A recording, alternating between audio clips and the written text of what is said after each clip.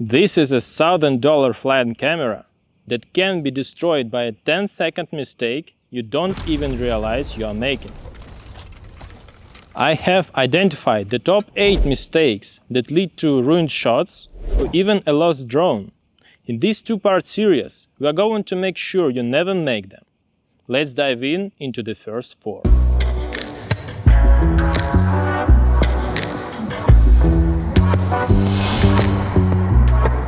Our first mistake happens the night before you fly, neglecting your batteries. You grab your bag thinking you are ready, only to find they have drained themselves. Now, this isn't a fault. It's a very smart feature called auto-discharge, designed to protect the battery's health and prevent swelling.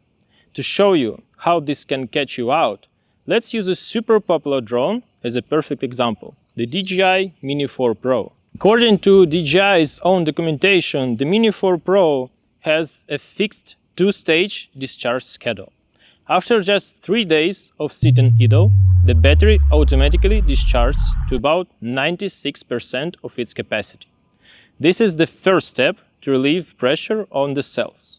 Then, if the battery sits untouched for a full 9 days, it will perform a deeper, slower discharge, all the way down to 60%. Given that the drone can initiate return to home feature at around 20%, you won't have enough time to enjoy your flight, especially at winter, when the lithium-ion batteries quickly lose capacity on cold weather. A side note, although on the Mini 4 Pro the schedule is fixed, on some higher-end models you can customize it in your drone settings. But whether your drone's schedule is fixed or configurable, the result is the same. The battery you charged last week is not at the highest capacity to fly today. That's why the golden rule will always be: charge your batteries the night right before you plan to fly. It is the only way to guarantee you start your day with 100%.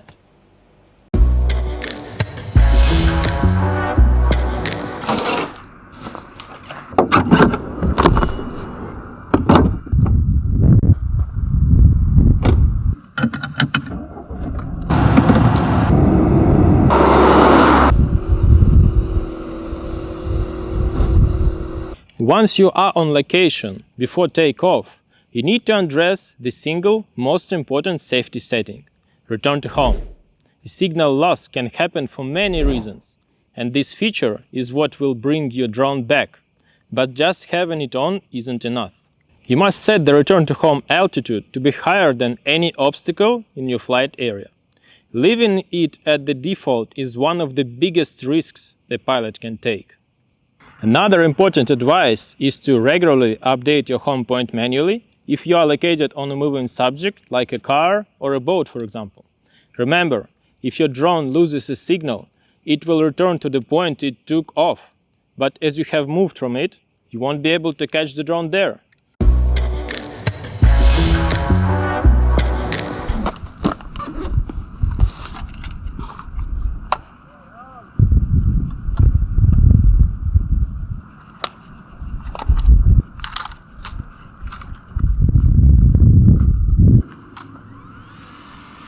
Takeoff.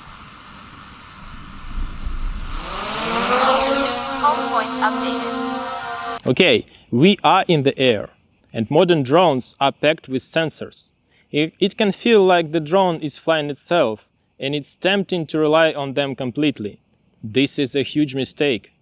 These sensors are incredible, but they have blind spots. They are notoriously bad at seeing small, thin branches, power lines, or wires. They are your co-pilot, not the autopilot. You must always be one in command and maintain a clear line of sight. And finally, for part 1, a simple mistake that can have catastrophic consequences: not doing a physical check of your propellers. Before every single flight, you need to inspect them. You're looking for any nicks, cracks, or stress marks. At thousands of RPM, even a tiny bit of damage can cause a propeller to shatter mid-flight, causing your drone to tumble out of the sky. This is a $10 part protecting a $1,000 investment.